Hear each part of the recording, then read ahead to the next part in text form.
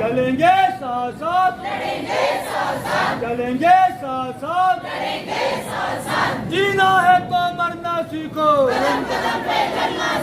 जीना है तो मरना सीखो। क्या मुद्दे हैं, किन मुद्दों को लेके ये फैसला जो है एम्प्लॉय फेडरेशन को लेना? विक्रम जी, बड़े अफसोस के साथ ये बताना पड़ रहा है कि मुलाजम सैलरी को लेकर स्ट्राइक पर है। बाकी मुद्दे की आप बात छोड़ दीजिए, सैलरी को लेकर मुलाजमों को सड़कों पे आना पड़ता है। सरकार की कार्यप्रणाली, सरकार की पॉलिसीज़, एम्प्लॉइज़ को सैलरी के लिए धरने पे बैठना पड़ रहा है। बड़ा ये एक दुख का विषय है, जो एक प्रश्न चिन्ह है सरकार के कामकाज पर। मैं आपको बताना चाहूँगा कि कई वर्षों से हमने बार बार अलग अलग तरीक़ों से सरकार को चिताया, through memorandums, through emails, through delegations, through protest.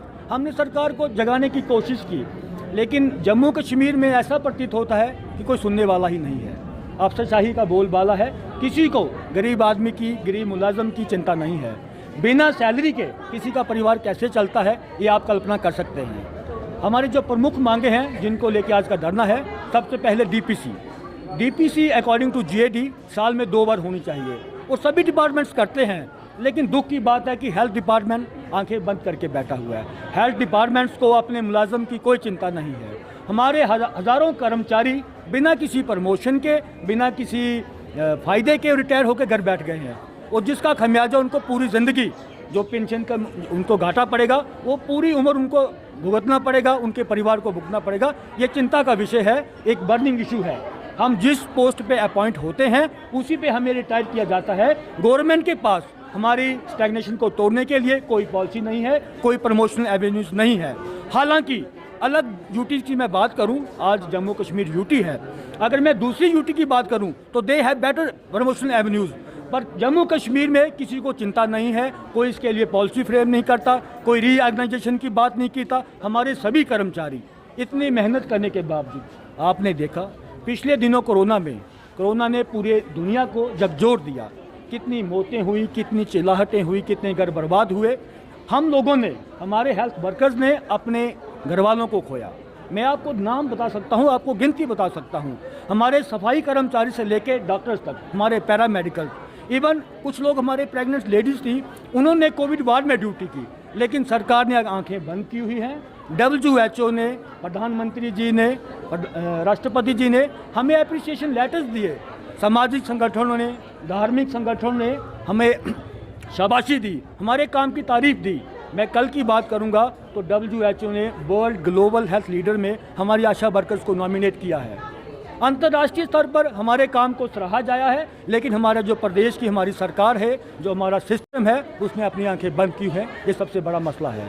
दूसरा जो हमारा मुद्दा है 2211 है।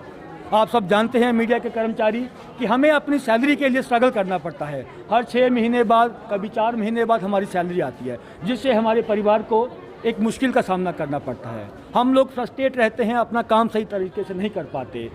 बनिया, दूध वाला, हर आदमी हमसे चिल्लाता है। हमारी जो सेल्फ रिस्पेक्ट है, आदमी नौकरी किस लिए करता है? आत्मसम्मान के लिए, वो अपना परिवार का गुजारा अच्छी तरह से कर सके। लेकिन सरकारों ने, इस सिस्टम ने हमें कहीं का नहीं छोड़ा है। हमारी जो सेल्फ रिस्पेक्ट है, हमारी जो डिग्निटी है, उसे चकनाचूर कर दिया है। तीसरा जो हमारा मुद्दा है रजिस्ट्रेशन, ये बड़ा एक सेंसिटिव इशू है विक्रम जी। जम्मू कश्मीर हमेशा से एक सेंसिटिव प्रदेश रहा है। पिछले दिनों इसे यूटी करार दिया गया ताकि यहाँ पर डेवलपमेंट हो सके। मैं आज मीडिया के माध्यम से मैं चाहता हूँ कि ये राष्ट्रीय स्तर तक ये न्यूज़ जो नेशनल चैनल वाले भी चलाएं, वो देखें कि किस तरह से हमारे इन सर्विस फार्मासिस्ट और हमारे 20 से 25 हज़ार जो हमारे स्टूडेंट्स हैं, जिन्होंने सरकार द्वारा जो पॉलिसीज़ बनाई गई, सरकार द्वारा जो कोर्सेज इस्टेब्लिश किए गए, वो पढ़ाई की, सरकार को पैसे दिए, सरकार को फीस दी, और आज वो बच्चे दर बदर की ठोकरें खा रहे हैं। उन्हें अपने जीवन यापन के लिए उनके पास कोई साधन नहीं है। ना ही उन्हें कोई सरकारी नौकरी मिल सकती है, ना ही उन्हें लाइसेंस इशू किया जा रहा है। पिछले 3 सालों से ये जो ड्रामा है चला जा रहा है। हमने जम्मू कश्मीर फार्मेसी काउंसिल की जो प्रधान हैं उनसे गुहार लगाई, हमने सरकार से गुहार लगाई, हमने जो हमारे मंत्री थे उनसे गुहार लगाई। मैं आपको संज्ञान में लाना चाहूँगा कि गुलाम नबी आज़ाद जी अपोजिशन जो लीडर थे, उन्होंने पार्लियामेंट में इस मुद्दे को उठाया और केंद्र सरकार ने उन्हें आश्वस्त किया कि बड़ी जल्द इस मुद्दे को हल किया जाएगा, क्योंकि 25,000 एक बहुत बड़ा एक स्ट्रेंथ है। तो ये एक सेंसिटिव इशू है। मैं सरकार को चेतावना चाहता हूँ कि इन बच्चों के भविष्य से खिलवाड़ ना करें। जो तीसरा जो हमारा मुद्दा था, old pension scheme, restoration of old pension scheme.